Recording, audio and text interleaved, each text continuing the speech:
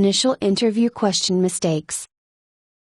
One of the biggest initial interview mistakes people make is to ask questions that either put the hiring authority too much on the spot or ask questions that expose sensitive issues.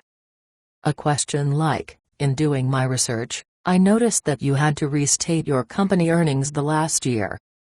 Can you tell me what the circumstances were for that?" might be a good question and one you would want to know before you might take the job, but you don't want to ask a question like that in an initial interview. Or, something like, "I see the company has lost money and contracted the last 2 years. What happened?" Stay away from uncomfortable questions like that, at least in the initial interview. It may show your business acumen, but now is not the time. As you become a finalist for the position, or are offered the job, there will be plenty of time to ask these qualifying questions. In fact, most astute employers will expect you to ask them. But do it at the right time. And ask the right person. Asking a screening HR assistant about the company's involvement in a lawsuit isn't smart.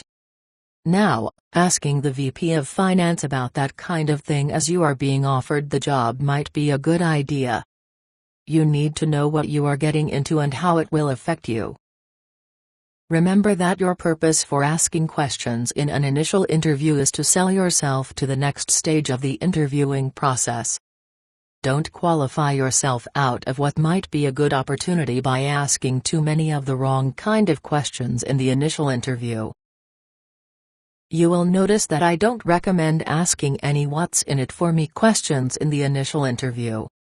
Questions like, "What kind of money is associated with this position?" are not good questions for an initial interview. Now, if money or benefits come up in the interview, go ahead and address them, but don't delve into them much at all.